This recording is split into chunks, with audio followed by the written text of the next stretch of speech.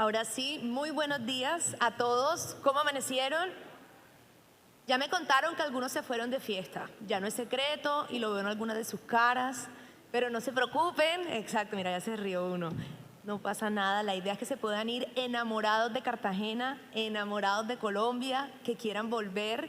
Yo personalmente me he sorprendido mucho por el gremio de molineros, que gente tan querida, tan chévere, tan cálida, y creo que hace mucho sentido con el éxito, los números, el crecimiento que han tenido. Así que la idea es salir motivados el día de hoy, inspirados para seguir estando a la vanguardia, buscando nuevas tecnologías y seguir aprendiendo maneras de mejorar y de trabajar en equipo. Qué honor recibirlos nuevamente, 33 países, estamos hoy aquí, más de 500 personas en estos 3 días de evento. Y por si acaso hay alguno nuevo, yo me llamo María Macausland, los acompaño durante estos 3 días, le pongo la chispa caribe, costeña, porque soy barranquillera. Así que disfrútenselo, estamos acá en este momento. Vamos a tener coffee breaks nuevamente como ayer. La recomendación siempre es poder volver a estar aquí muy puntuales. El tiempo en pantalla siempre va a mostrar cuánto tiempo tenemos para cada intervención. Y vamos ahora sí a iniciar la agenda académica de este segundo día, invitando al escenario a Camilo Herrera. Camilo es fundador de la firma Radar y él tendrá la charla Tendencias de Consumo. Así que por favor, señor Herrera, el escenario es suyo. Bienvenido.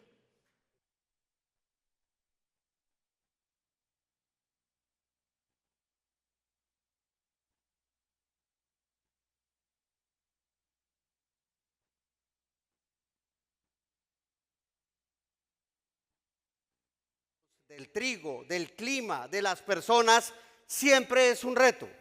Pero ese reto nos lleva a una pregunta que sistemáticamente se da, aunque pareciera que en el negocio de ustedes no, y es que el consumidor cambia. Y digo que en el negocio de ustedes no porque de alguna manera el mundo del trigo, el mundo del pan, el mundo de la molienda es milenario en la humanidad, pero absolutamente milenario. Hace 85.000 años, todas las personas de lo que en ese momento se podía llamar humanidad, teníamos la capacidad de hacer una punta como estas de flecha. Conocíamos las piedras, la forma de hacerlo, sabíamos hacerlo y sabíamos usarlo. Hace solamente 50 años reemplazamos este elemento por este y nadie sabe ni hacerlo ni usarlo. Y hoy más que nunca tenemos uno distinto que se metió en nuestra cotidianidad, nos abrió un planeta completamente diferente en el mundo digital y lo usamos absolutamente mal y hasta donde entiendo, con eso no podemos comer. Y caemos en la trampa de meternos en los debates sobre el consumidor, donde ese consumidor que conocemos y sistemáticamente vivimos está en el mundo de alimentos en el contexto de lo presencial, en el contexto de lo real, en el contexto de darle energía a la gente, de darle cultura a la gente y de darle un lenguaje a las personas. Claramente ese consumidor también está hoy en un plano artificial y en un plano digital que son completamente distintos a lo que nuestro negocio en la cotidianidad tiene. Entonces, si uno mira las tendencias del consumo, inevitablemente relacionadas con la economía y con la cultura, están vinculadas en diferentes áreas que ustedes conocen.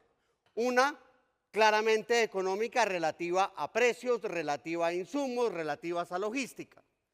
Dos, unos relativos al comportamiento del consumidor, la búsqueda de cosas que le den identidad, la búsqueda de cosas que le den calidad de vida, y este par de cosas se mezclan como modas absolutamente complejas porque creamos mitos donde ciertos alimentos son malos. Y meternos a ese mundo de los alimentos malos es un dolor de cabeza durante años. Aquí muchos de ustedes han conocido eso, gente de la Andy con la que he trabajado por muchos años, la batalla que hemos dado tantos años para que la gente entienda que el huevo no es malo, para que la gente entienda que el café no es malo, para que la gente entienda que el gluten no es malo. Son una cantidad de mitologías que van cogiendo fuerza y se convierten en un dolor de cabeza más por modas que por realidades. Pero hoy está de boga, como ustedes lo conocen, el mundo de la inteligencia artificial. Y esa inteligencia artificial puede que nos ayude a reducir costos, puede que nos ayude a predecir precios del mercado, como seguramente lo vamos a ver en la siguiente presentación, nos puede ayudar a una cantidad de cosas. pero en la cotidianidad de la gente no. En la cotidianidad de la gente está esa relación del producto con su cultura, sus costumbres y las satisfacciones que tiene. Entonces Bruce y Ricardo ayer les planteaban varios conceptos y es que el mundo cambió. Y ese mundo cambia porque a finales de los 90 la mayoría de los países del mundo nos ponemos de acuerdo en una cosa medianamente sencilla. Vamos a abrir los mercados para que el mundo funcione. Eso permitió que la industria de trigo se expandiera en el planeta entero. Eso permitió que encontráramos los canales de comercialización. Segundo, le vamos a quitar el rol al Estado. Vamos a dejar que los privados entren a jugar en una cantidad de cosas donde no jugaban, no por meter a los privados porque sí, sino porque el Estado no era tan eficiente en muchas cosas y obviamente el objetivo final era reducir la pobreza. Mientras esto pasaba en acuerdos de todos los países del mundo, sin importar si eran de libre mercado, si eran comunistas, si eran cerrados, si eran abiertos, si eran católicos, si eran islámicos, si eran del norte, del sur, blancos, negros, asiáticos, no importó. Siglo XX nos fue dando una transformación muy grande por los logros que hicimos en alimentación y salud. Primer tema, sin ninguna discusión, hoy somos cada vez más viejos o cada vez mayores en edad. 2, tomamos la decisión de no tener hijos. Y 3, la mayoría de las personas en el mundo, a excepción del conferencista presente, son cada vez más altos. ¿Por qué somos altos? Porque ustedes nos nutrieron bien. ¿Por qué somos altos? Porque aprendimos a comer mejor y obviamente el sistema de salud tuvo un rol gigantesco y fundamental detrás de esto. Entonces ese famoso consenso de Washington que la gente hoy considera la cosa más malvada del mundo, que no lo es, simplemente es un éxito de política social gigantesco, lo que logró fue 3 cosas básicas. 1, redujo la inflación en el mundo. 2, conectó el comercio internacional. Y 3, redujo la pobreza del 32 al 10% en el planeta entero, siendo quizás la demostración de la importancia del libre mercado, sin importar si usted es capitalista, comunista, islámico, católico, blanco o negro. No tiene que ver con las formas de gobierno ni con las ideologías, sino con la comprensión de la lógica de mercados libres que permitan la interacción de mercados. Ustedes son quizás uno de los ejemplos más claros de eso. Al ser el trigo una cosa que se produce en ciertas zonas geográficas absolutamente claras, los intercambios comerciales eran absolutamente necesarios y entender esto fue un reto grande para muchísimos. Pero mientras esto pasaba a nivel económico, el mundo del mercadeo comenzaba a reescribirse. Esto puede ser lejano para ustedes que entre comillas son insumos, pero ustedes seguramente tienen claro que ese siglo XX y lo que llevamos del XXI nos ha puesto una redefinición absoluta donde el mundo del mercadeo y la producción se fundamentaba en la producción de productos, después nos centramos en el consumidor y hoy nos estamos centrando en la humanidad. Ese foco y esa estrategia del mercadeo cambió no solo a nivel de juego, sino de objetivo, donde los objetivos pasaron de alguna manera de hacer los productos que necesitaba el mercado a lograr establecer una relación mucho más clara entre el producto y las personas por medio de experiencias emocionales. Y esto se convierte en una cosa muy fácil para alimentos, no fácil de entender, pero claramente fácil de ejecutar para marcas, restaurantes, productos y diferentes cadenas, que se une a un cambio en la forma de comunicación. Ese cambio en la forma de comunicación comenzó con la famosa publicidad anterior, el famoso ATL, que eso es básicamente televisión y prensa, y hoy tenemos una comunicación que es de alguna manera mucho más directa y de doble sentido con el consumidor final, donde esa conectividad que tiene la gente hace que las reglas hayan cambiado. Hoy usted escribe y el consumidor le contesta. Usted lanza un producto y el consumidor manda la experiencia del producto a las redes sociales y a la comunicación, poniendo en riesgo las marcas, creando mitologías y poniéndonos en unas discusiones absolutamente difíciles de controlar. Esto cambió porque los incentivos cambiaron. Antes la gente compraba por precio. Usted quiera que la gente no comprara, ponga un precio alto y entonces controla el segmento. Hoy la gente tiene tanta plata que habría que subir demasiado el precio para que algo pase. Entonces, esa transformación nos lleva hoy a una resignificación. Y esa resignificación en el mundo de la comida es absolutamente retadora porque los canales de compra y de pago también cambiaron. Ya no es la tienda de barrio, ya no es la gran cadena, sino que hoy tenemos restaurantes, sistemas de pago peer-to-peer y tenemos inclusive sistemas de domicilios coordinados a nivel global, que seguramente ustedes los conocen. Entonces, esto obviamente alimenta modas. Y las modas son cosas que nos van de alguna manera transformando el juego. Entonces, pensar en la industria de alimentos en la que ustedes estaban, insisto, hace milenios haciendo trigo, y que básicamente no ha tenido grandes cambios más allá de desarrollos tecnológicos, manejos de nuevas semillas, seguramente eficiencias en productividad en los procesos, tiene que ponerse acorde con los cambios del consumidor. No es que el consumidor le tenga miedo al trigo, no es que el consumidor le tenga miedo a la comida, no es que el consumidor le tenga miedo a las cosas per se. El consumidor le tiene miedo a cómo se va a significar y cómo va a presentar su identidad. Entonces, si la persona es alta, si es flaca, si es gorda, si es blanca, si es negra, intenta encontrar una identidad. Y el mundo de los alimentos ahí históricamente daba un espacio gigante, pero ha entrado un ataque gigantesco contra los alimentos que transforma esa ecuación. Entonces, manteniendo parte del discurso, los mitos llegan a darnos el paso de que en algún momento inclusive creemos que la Tierra es plana, porque han dicho que la Tierra es plana. Y si uno se mete a hurgar en internet, Pilar, de repente incluso encuentra que hay gente que cree que la Tierra es un gato jugando con Australia, o puede creer que es un gallo gigante. La cantidad de mitologías que hay son difíciles, pero una de las más difíciles y complejas para entender de nosotros fue la que nos dijo el profesor Huntington en 1998 cuando publicó su famoso paper de choque de civilizaciones después del famoso libro con el mismo nombre, que nos dice que hay una serie de civilizaciones en el mundo y de manera extraña dice que América Latina es una civilización. América Latina no es de Occidente, América Latina no es Oriente, América Latina no es sur. América Latina es una cosa tan distinta que la estudian aparte. Y la estudian aparte, porque cuando usted revisa esa América Latina, somos más o menos, si mi memoria no me falla, el 18% de la población mundial dentro de esas civilizaciones. Y ese 18% significa que somos solamente el 6% de las economías del mundo. Somos el 18 de la población y el 6 de la producción.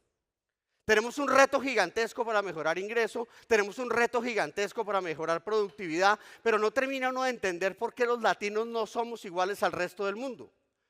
Cuando uno se pone a mirar los datos económicos, es claro como América Latina, el 70% de su economía es gasto de los hogares. Solamente el 15% gasto del gobierno, 20% de inversión o ahorro, como ustedes lo quieran llamar, exportaciones 31, importaciones 37.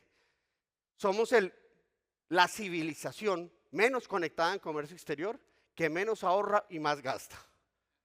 Resumen rápido, usted a un latino le da plata y esa vaina le pica en el bolsillo. Y se va a gastar lo que a usted le den. Esta gente se gasta la plata y ¿en qué se la gasta? Mayormente en comida. Porque el latino tiene la capacidad de expresar los sentimientos desde el alimento. Y en ese ejercicio que tenemos, nuestra estructura de gasto es distinta a la del mundo. Yo no puedo comparar la estructura de gasto de los Estados Unidos, donde las compras de comidas para el hogar son el 11% del gasto, en Europa el 18%, en Polonia el 20%, en Portugal el 22% y en Colombia el 31%. Miren la importancia que le damos a la comida.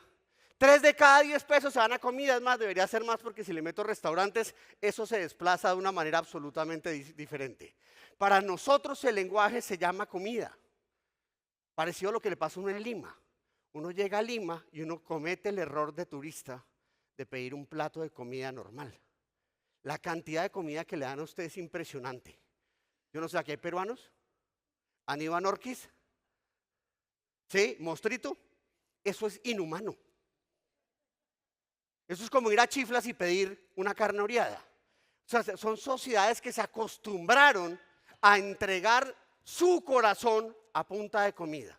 Entonces, cuando uno revisa, esa América Latina no es homogénea. Aquí están ustedes, no son homogéneos, tenemos cosas comunes, claro, tenemos el español, tenemos la religión, tenemos ciertas cosas en las que podemos ponernos de acuerdo, pero en decisiones políticas y estructuras económicas no, en instituciones económicas no, en momentos políticos inevitablemente mucho menos.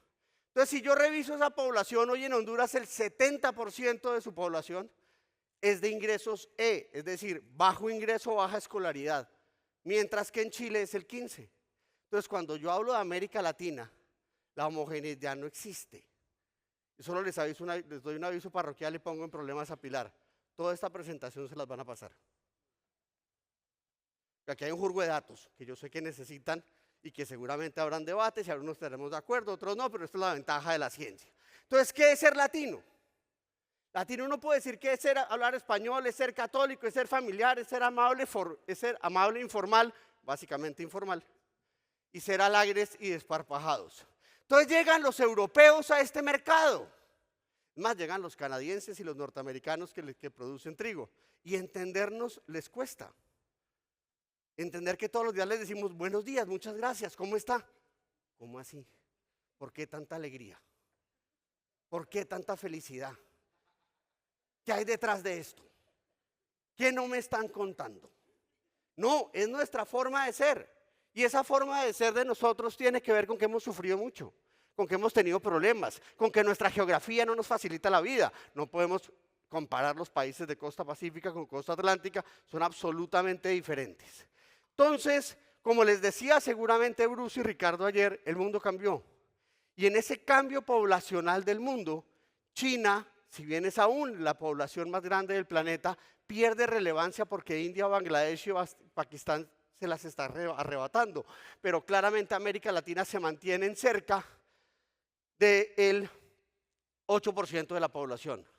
A nivel de economía, la cosa es un poquito distinta. China captura, porque sí recupera en la historia de la humanidad, el peso en el total de la producción global. América Latina se mantiene en el 6, como se los contaba, y el mundo entero en los últimos 50 años, incluido ese consenso de Washington, tomó una decisión inevitable, y es que nos dedicamos cada vez más a producir servicios.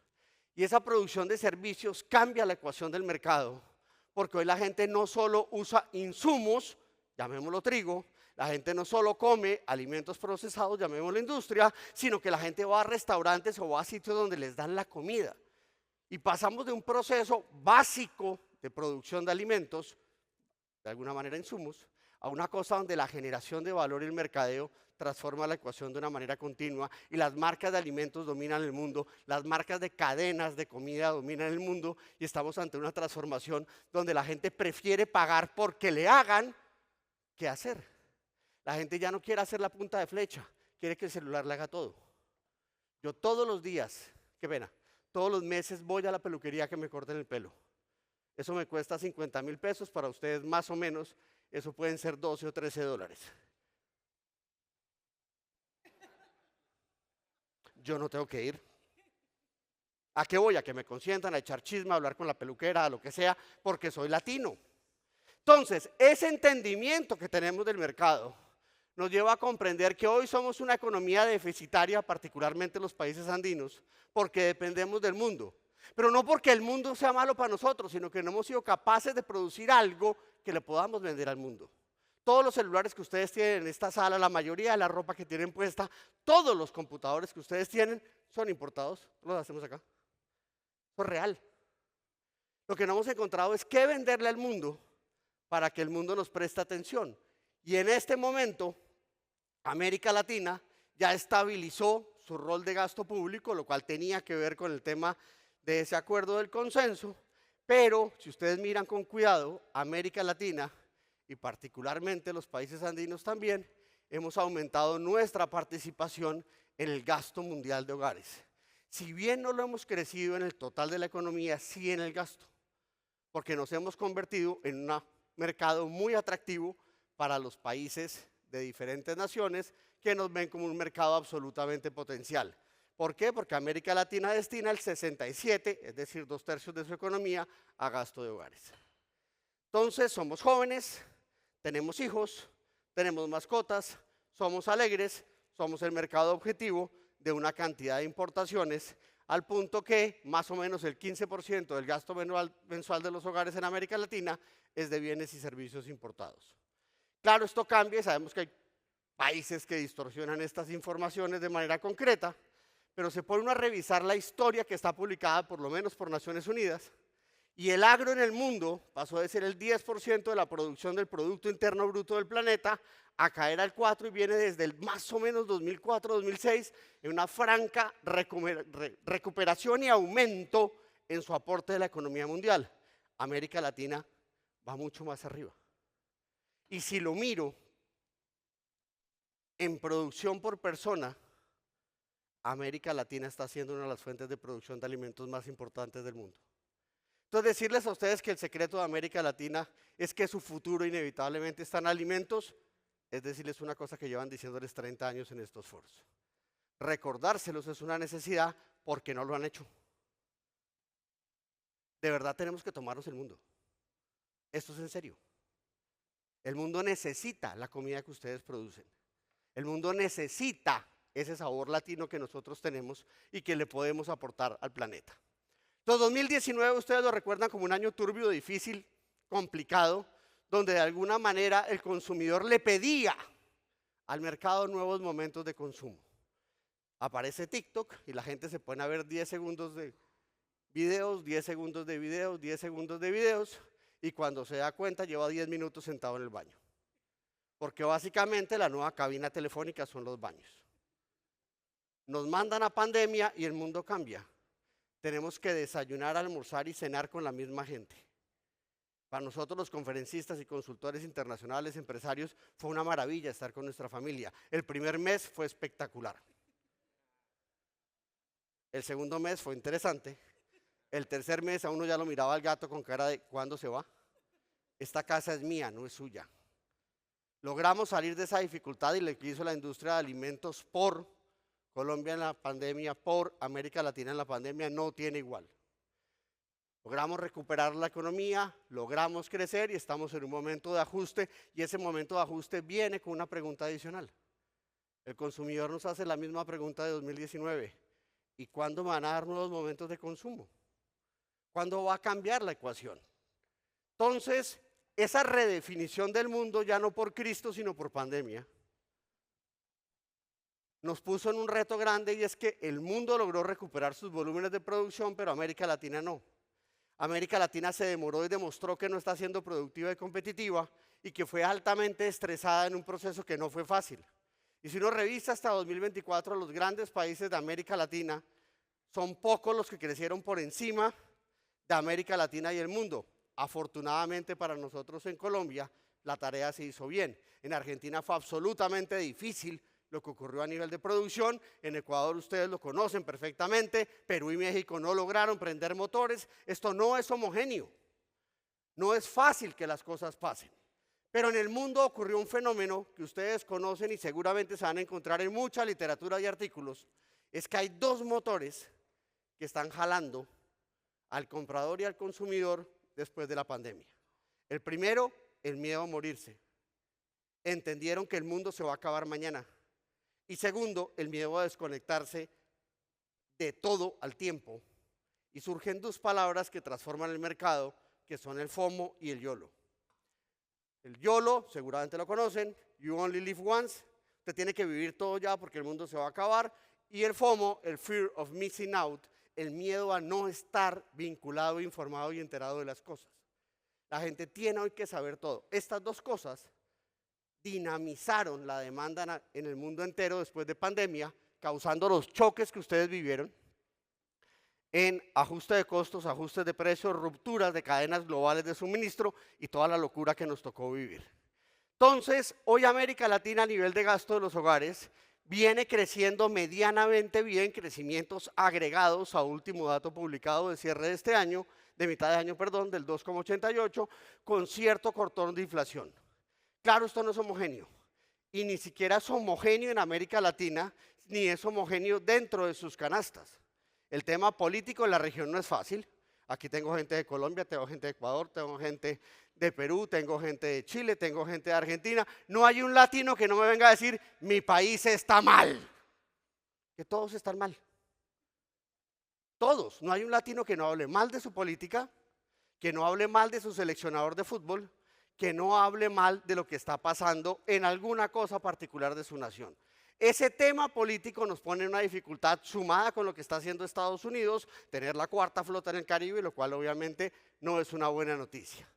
En lo económico, afortunadamente, el viento de cola global es importante. Bruce habló de esto. Hay unos retos con inflación, unos retos con inversión. Seguramente vamos a profundizar en ese tema después. Y el tema social sigue con los retos absolutamente definidos. Tenemos una población frustrada, no pobre, frustrada. Hay gente pobre, claro, pero es que hay gente que no es pobre y es la que está frustrada y hace los movimientos sociales en la región.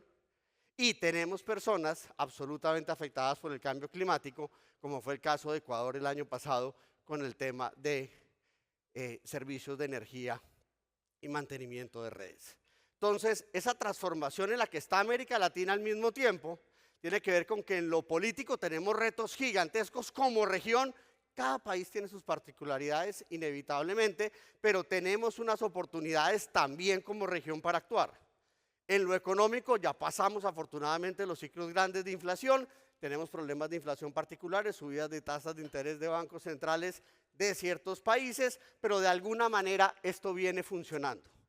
Insisto, a nivel social y de clima los retos son gigantes, más aún por la escasez de agua que hemos tenido, inclusive aún, pero mayormente pronunciada en 23 y 24, que hicieron que el precio del cacao, del aceite de oliva y del café llegaran a récord históricos y tuviéramos problemas en cultivos en el mundo entero. Miren que esa América Latina, esa tierra de América Latina, ese territorio donde vivimos, tiene sus complejidades, pero las incertidumbres que tenemos no son menores. La incertidumbre política crece, la incertidumbre en política económica crece, la incertidumbre para inversionistas crece. Y si uno revisa la visión del mercado sobre América Latina, sí hay un riesgo, pero no es tan grave. Y este riesgo cambia según el país al que hablemos. Y ese riesgo tiene dinámicas diferentes contra la condición de mercado y contra su historia. Y los que tenemos la fortuna de hablar con organizaciones como ustedes en toda la región, nos dicen ya frases de la siguiente manera: tranquilo que hemos visto gobiernos peores, tranquilo que ya sabemos cómo es eso, tranquilos que ya sabemos cómo se maneja eso. Hoy ya no hay miedo en eso, hay anticipación y conocimiento porque de alguna manera hay una incertidumbre menor en torno a los cambios políticos que está sufriendo la región. Claramente, ese mismo ejercicio de América Latina hace que los flujos de inversión extranjera directa estén cambiando. Y esos flujos ya no los mueve tanto la construcción, ya no los mueve tanto los centros comerciales, como la generación de nuevas tecnologías, particularmente inteligencias artificiales y BPOs en la región. Esa transformación en la que estamos hace que esa visión del mundo hacia América Latina sea distinta. China, hoy de manera clara, lo que está buscando y demandando de la región es garantizar materias primas. Estados Unidos, aprovechar su posición geográfica, Europa, diversificar fuentes de crecimiento y generadores de energía, sobre todo en temas limpios, y Canadá, de manera clara, está buscando temas en minería y territorios para llevar sus importaciones. Ese mapa, leído desde América Latina, es simple. Nos quieren, nos necesitan, nos están buscando. Somos su fuente de crecimiento. Entonces, por eso nos siguen hablando, por eso nos apoyan, por eso nos dan oportunidades, por eso nos dibujan una cantidad de cosas absolutamente claras, donde esta redefinición de la inversión en América Latina a nivel de inversionistas extranjeros, si bien se concentra en nuevas tecnologías, la gente siempre se concentra en lo nuevo, sigue concentrándose en cosas tradicionales, donde, insisto, el mundo de alimentos es fundamental. ¿Dónde se ve eso? En la inversión que estamos haciendo en turismo. Lo que está ocurriendo en turismo a la región inevitablemente tiene que ver con el tema de alimentos. Ustedes todos desayunaron hoy en el hotel, delicioso, muy bien atendidos. Pilar los ha consentido de una manera impresionante, pero todos estaban muy pendientes de que la María Mulata no se les comiera la arepa de huevo. Que a más de uno le pasó. Ese mundo de alimentos es el alma del sector turístico. Usted no le puede quitar la comida al sector turístico. Entonces, desde esa comprensión, ¿qué estamos viendo nosotros? Uno, América Latina tiene crecimientos dispares, ustedes los conocen, me mantengo aún en 2025, donde a excepción de Venezuela, el grueso de América Latina está teniendo unas dinámicas de producción medianamente claras. Esas dinámicas lo que nos están diciendo es que el grueso de América Latina focaliza su producción en el sector terciario. ¿Eso qué significa? Servicios. América Latina, como les decía al comienzo, se dedicó a hacer servicios porque a nivel secundario, es decir, industria, y a nivel primario, es decir, alimentos y mayormente minería, no estamos haciendo la tarea. Pero cuando uno mira algunos países seleccionados de América Latina, miren cómo el mundo agro, que son las hojitas que ustedes ven fáciles de identificar, lideran los crecimientos en muchos países. No solo en Colombia por café, en una cantidad de regiones están pasando cosas fundamentales. Hay industrias muy desarrolladas como el azúcar en Guatemala. Hay cosas que ustedes conocen mucho más que yo y venir a hablarles a ustedes de lo que saben, creo que no es lo que a mí me compete. Lo que a mí me compete es de alguna manera abrir los ojos a una cosa que está pasando. Y es que el sector terciario es el que está absorbiendo el empleo. Porque el sector primario donde ustedes están usa mucho más empleo que lo que logra producir como economía, mientras el secundario y el terciario con un poquito de empleo producen más. Aún estamos en un nivel de baja productividad laboral en la región a nivel de producción del sector primario, tanto en el mundo minero como en el mundo agrícola. Y si bien hemos logrado grandes tecnificaciones, sabemos que nos falta. Sabemos que nos falta, y no solo eso, sino que nuestras sociedades son informales. Y esa informalidad que tenemos, que no es ilegalidad, son cosas distintas, es una costumbre latina, que por eso Huntington nos pone aparte en sus análisis desde el siglo pasado, y es que nosotros partimos de la premisa de que tenemos que ayudar al más débil, tenemos que ayudar al desprotegido. Entonces al desprotegido no le exigimos tanto como al que no lo requiere, y de esa manera América Latina se ha construido en unas irregularidades que conocemos son complejas. Hoy, afortunadamente, el gasto de los hogares crece y ese crecimiento permite que la economía en este momento vaya por buenos flujos, pero hay países donde a nivel de gasto y crecimiento del gasto están absolutamente disparados y totalmente distintos de otras naciones. Entonces, cuando hablamos de América Latina, y ustedes que son inversionistas lo saben, no podemos hablar de un país unido. Como en cada uno de esos países uno no puede hablar de una sola región. Yo en Bolivia no puedo hablar de La Paz y ponerlo igual a Santa Cruz de la Sierra, son cosas diferentes. Yo no puedo hablar de Antofagasta y hablar de Santiago, yo no puedo hablar de Guayaquil y hablar de Quito. Son mercados que son distintos. Si me meto a México son 6 regiones culturales distintas y Brasil es un continente que nos pusieron. Es más, hablan otro idioma. En ese nivel de complejidad tenemos que darnos cuenta de cosas buenas. A excepción de algunos países, la mayoría del gasto de los hogares viene creciendo, lo cual casi siempre significa demanda de alimentos, pero en este momento tiende a significar mayormente demanda de servicios y de bienes durables. Esta barra que ustedes ven azul son los crecimientos adicionales en servicios, bienes no durables, que es alimentos y cosas de aseo y cosas del hogar, los durables y los semidurables, lo que le muestra a uno que nuestra categoría es la que está jalonando el gasto de los hogares en la región, pero también servicios. Insisto, les encanta a los latinos que les hagamos las cosas. Entonces, de manera agregada, curiosamente las dos gráficas quedan a este lado, ese gasto que tienen los hogares hoy por alimentos en la región agregada, cayendo en la trampa de agregarla, estamos creciendo en volúmenes al 2,86 en comida en el hogar y al 2,15 por fuera del hogar, con inflaciones distintas. Las inflaciones en restaurantes son más altas que la comida en el hogar. Pues claro, los restaurantes tienen arriendos, tienen manos de obra, tienen una estructura de costos que es diferente a lo que ustedes logran transmitir como industria en cadena a nivel de economías de escala para reducir los costos y los precios e inclusive las dinámicas que hay. Pero si ustedes miran la película, hay cosas que están creciendo más. Y hay una cosa que ha cogido muchísima fuerza en América Latina, que es el mundo del entretenimiento. Pero en las regiones que hoy están creciendo y entendemos como futuro del gasto en América Latina, está alimentos. Están no solo en la industria obvia, que nunca se va a acabar, la gente necesita comer. Inteligencia artificial se puede acabar, internet se puede acabar, todo se puede acabar, la gente necesita comer. de las industrias inevitables en las que ustedes afortunadamente tomaron la decisión de estar. Si yo reviso ese mundo de alimentos, en cada país no necesariamente es el que está jalando la dinámica de gasto, lo está jalando ahorita en México, algo está jalando en Guatemala, algo está jalando en República Dominicana, algo está jalando alimentos en Brasil, algo está jalando alimentos en Chile. Claro, poner los 30 y pico países es absolutamente complejo, me toca hacerlo en la diapositiva final para que de la mejor manera cubrir todos los espacios. Pero en todo el mercado, tan pronto usted le da plata a la gente come. Ese es un secreto que tenemos.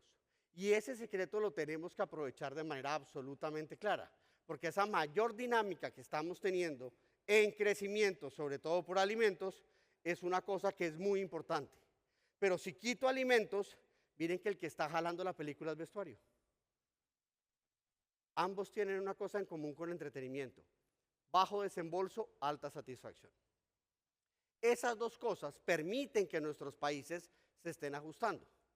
Entonces, hace unos 10 minutos les mostré una gráfica de la estructura de gasto del norteamericano, del polaco y del colombiano. Esta es la estructura de gasto del centroamericano, de América Latina y de Sudamérica, donde aquí están las canastas para que ustedes puedan tener el referente. La línea verde casi siempre ha sido alimentos en todas las gráficas, y si yo reviso cada país es completamente distinta la estructura de gasto y el peso de alimentos en la canasta. Cuando yo miro Guatemala, la importancia de la comida es impresionante, en Brasil y Chile no tanto, pero si miro Brasil y Chile restaurantes es importante. Hay una decisión, obviamente, de sustitución de ese consumidor sobre el vínculo que tiene con la comida.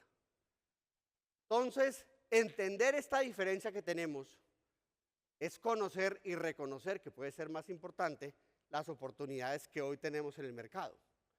Entonces, si ustedes se dan cuenta en este momento, en Guatemala lo que jala el mercado es la comida, en Colombia no es lo que está pasando porque estamos en un ajuste de precios, en México la comida jala y en Perú no. Pero ese aumento de gasto de los hogares, sobre todo en Guatemala, tumbó casi todas las otras canastas de gasto y reasignó la estructura de los bolsillos de los guatemaltecos. Ese es el nivel de importancia de la categoría en la que estamos. La gente no sacrifica nuestros volúmenes. Algunos ajustes pueden hacer. Uno puede pasar de usar 10 papas a 8 papas en algo, eso puede pasar. Pero hay cosas que no tienen modificación. Yo sé que hay una preocupación por la caída regional y de hecho mundial del consumo per cápita de pan. Pero también sé que ya están pensando en los sustitutos sobre ese pan. Porque no es solo pensar en pan, es pensar en pasta, es pensar en galletería, es pensar en tortillas, es pensar en una cantidad de cosas que se acercan cada vez más al consumidor. Pero mientras todo esto pasa, estamos en el manicomio político. Y ese manicomio político es que nos va a tocar de todo lo que queda de este año y el próximo año. No sé si lo habían tenido así de claro y así de presente, pero América Latina siempre está en elecciones. Uno sale de una para otra, de uno para otra, de uno para otra, de uno, y uno intenta seguir la pista y cuando ya entendió algo, Perú cambió de presidente. No sé si les ha pasado, eso tiende a pasar en los últimos años. Ecuador tuvo su época parecida. Claro, Ecuador, Perú es el único país que tiene la capacidad de cambiar presidentes por decisión del Congreso de la República con esa facilidad. Entonces, entender esto nos va a permitir tomar decisiones de largo plazo. Siempre va a haber un presidente nuevo. Y acuérdense que los momentos difíciles pasan. Y los buenos también. Eso es así. Entonces, cuando uno tiene esta claridad de lo que se nos viene, nos damos cuenta que va a seguir llegando inversión extranjera a América Latina, que eso claramente va a causar una generación en el cambio en la estructura productiva, eso va a generar empleo, eso va a tener una transformación en la región que es importante. Pero si pensamos un poquito más allá, se nos viene lo que puede ser 2026. Y ese 2026 se dibuja con un cambio mundial, porque la producción global creció, pero el gasto por persona no crece a esa misma velocidad. Entonces, antes de la pandemia, el mundo lo regía la dinámica del gasto de los hogares. En pandemia eso se equilibró y hoy el mundo lo está rigiendo una cosa distinta, que es el aumento de productividad, uso de tecnología, inteligencia artificial y todo el sistema de supercomputadores que hay detrás de esto. ¿Qué vale la pena pensar de esto? Y es el fondo de la diapositiva. La demanda por energía que esto va a generar. El uso de tecnología requiere energía y ustedes requieren energía. Entonces estamos en una demanda de energía que no se había visto en la historia de la humanidad, con unas presiones sobre el agua absolutamente impresionantes y la gente no entiende lo que está pasando. Entonces, ese mercadeo con el que yo comencé hablándoles, que ha evolucionado en los últimos 70 años de una manera importante, seguramente va a seguir evolucionando. Y esa estrategia del mercadeo en los próximos años va a estar más focalizada en la convergencia entre lo humano y digital a nivel de estrategia, teniendo como objetivo crear un ambiente físico y digital donde ambas cosas puedan interactuar, y va a ser un reto porque es que lo digital ya se nos volvió otro mundo y entramos a un proceso de hibridación. Uno ya no sabe qué es digital y qué es físico, y eso va a ser una complejidad grandísima, donde el que esté en este debate, si está en el mundo físico y digital, la respuesta puede ser sencilla. ¿Dónde está comiéndose usted el pan? En el mundo físico. Nosotros no estamos en el mundo digital. Y eso nos da una oportunidad porque podemos entender lo que viene, que la comunicación ya va a ser unidireccional, pero personalizada y focalizada en la gente, lo cual es lo que está pasando en redes sociales. Vamos a tener un tema de la búsqueda de trascendencia en las personas, ya no es un tema de resignificación, vamos a tener compras en vivo y seguramente el sueño de la humanidad va a ser el anonimato. Porque una de las cosas extrañas que nos está pasando es que nos volvimos medio de comunicación. Posteamos todo el día, somos podcast, somos podcasters, somos instagramers, somos youtubers, somos de todo. Ya la meta no va a ser necesito 15 minutos de fama, sino 15 minutos de anonimato y tranquilidad. Y esa redefinición para nuestra industria puede ser muy importante. Porque si yo resumo todo el tamaño de la economía de América Latina desde el 16 hasta el 26, tomando como base 100 2019, nos damos cuenta cómo América Latina, a excepción de Trinidad y Tobago y Venezuela, han logrado recuperar sus tamaños de producción. Ahí tienen los índices y las tablas de crecimiento para que puedan hacer los cálculos que ustedes hagan. Pero lo que a mí me interesa es el gasto de los hogares. Y esa dinámica de gasto de los hogares viene con sorpresas absolutamente grandes, como que el gran mercado que no ha dejado de crecer en gasto de los hogares es Nicaragua. Y el que menos crece, pues obviamente no es sorpresa, es Venezuela. Entonces, cuando yo organizo esto visualmente, que de repente es más fácil,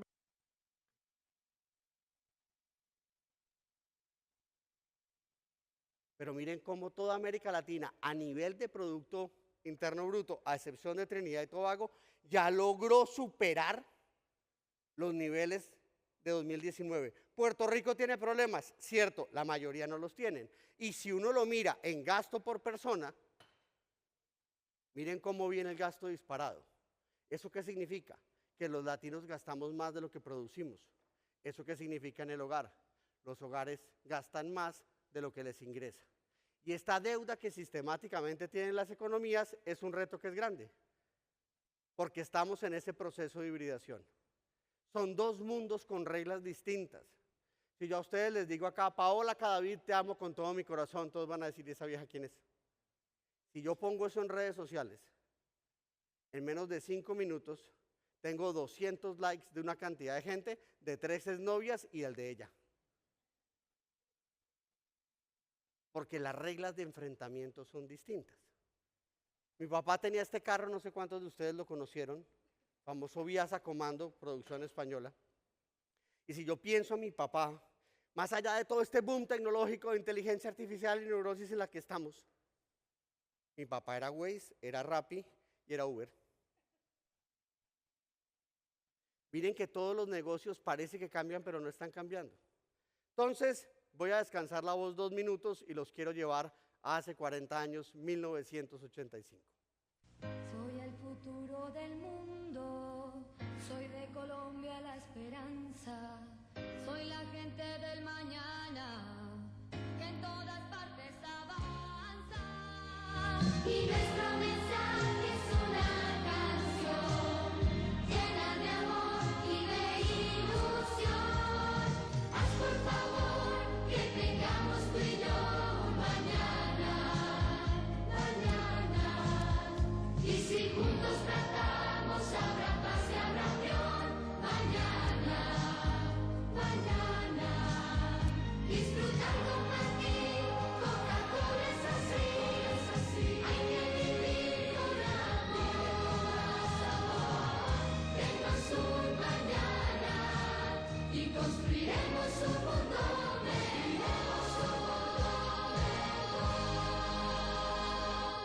Hace 40 años los jóvenes de Colombia convencen a McCann Erickson Colombia de hacer una campaña global que de alguna manera invoque la que se hizo en 1978 con la caída de Vietnam, pidiéndole al mundo que dejáramos la Guerra Fría.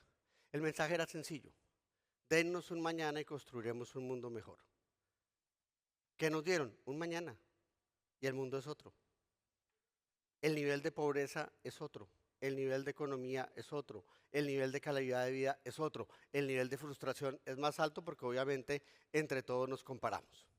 Aquí les dejo mis datos por si Pilar no les manda la presentación, antes de que haya. Les dejo mis datos.